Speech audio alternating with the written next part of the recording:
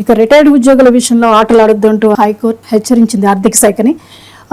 ఈ హెచ్చరికతో రిటైర్డ్ ఉద్యోగుల సమస్యలు తీరిపోయినట్టేనా?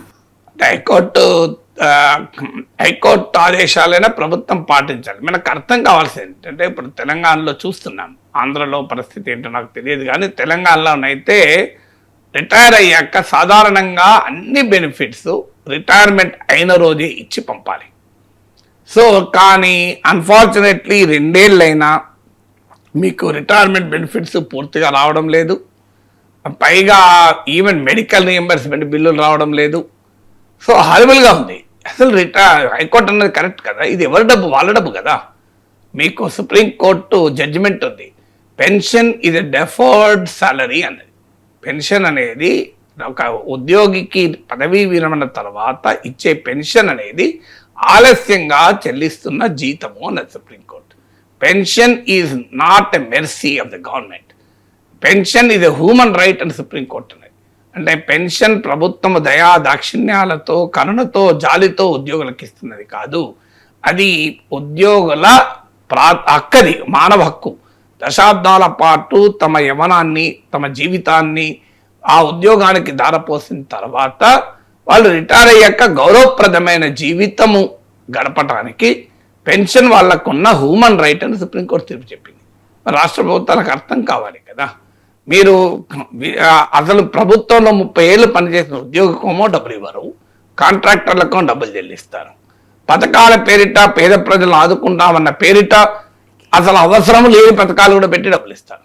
నిజంగా పేదవాడికి డబ్బులు ఇస్తే ఏ ఉద్యోగి ప్రశ్నించకూడదు, రిటైర్డ్ ఉద్యోగి ప్రశ్నించకూడదు, ఏ ఉద్యోగి ప్రశ్నించకూడదు. ఎందుకంటే పేదవాడితో పోలిస్తే రిటైర్డ్ ఉద్యోగి భయంకరమైన పరిస్థితులు ఉండడు కదా. ఎంత 2 ఏళ్ళు పెన్షన్ రాకపోయినా రిటైర్డ్ ఉద్యోగి పరిస్థితి ఒక నిరుపేద కన్నా దయనీయంగా ఉండదు. అందువల్ల పేదల పథకాలకు ముందు డబ్బులు ఇవ్వాలనే దాంట్లో నాకేం డిస్ప్యూట్ లేదు. కానీ పేదలకు అవసరం లేని పథకాలు కూడా తెస్తున్నారు, వీళ్ళ ఓట్ల కొరకు పథకాలు. ఒకప్పట్లాగా నిజంగా పేదలకు అవసరం ఉన్న పథకాలే ఉంటే అభ్యంతరం లేదు. ఇప్పుడు ఏమున్నది, నువ్వు లేస్తే 5,000 ఇస్తాం, కూర్చుంటే 3,000 ఇస్తాం, పండుకుంటే 10,000 ఇస్తాం, ఎప్పుడు లేవకపోతే 20,000 ఇస్తాం, బయటికి రాకపోతే 15,000 ఇస్తాం, బయటికి వచ్చి ఎన్నెలు నిలబడి లోపలికి పోతే 16,000 ఇస్తాం. ఇది కదా ఇప్పుడు పథకాలంటే. అసలు నువ్వు ఏమి చేయకపోయింటే కూర్చుంటే డబ్బులు ఇస్తామంటాను ప్రభుత్వాలు. ఎందుకు? నువ్వు మాకు ఓటు వేయాలి మళ్ళీ 5 ఏళ్లకు.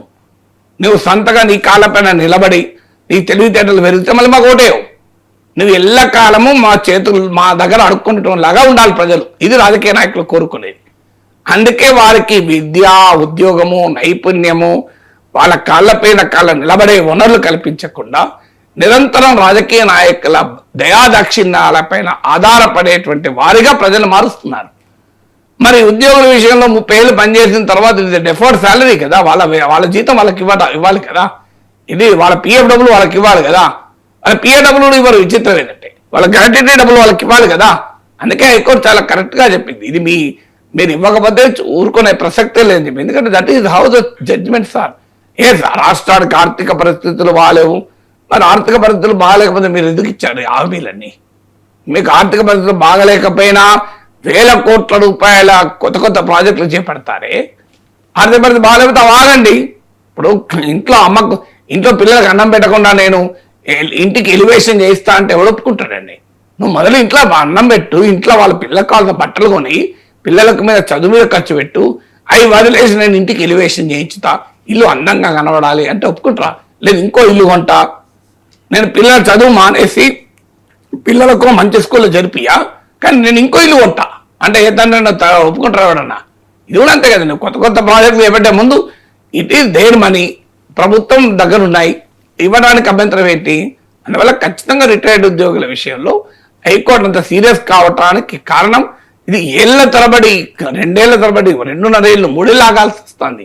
అది ఏదో 2 నెలలో 3 నెలలో కాస్త అడ్జస్ట్మెంట్ ప్రభుత్వానికి కొత్తగా అధికారంలోకి వచ్చాక అడిగారంటే అర్థం ఉన్నది.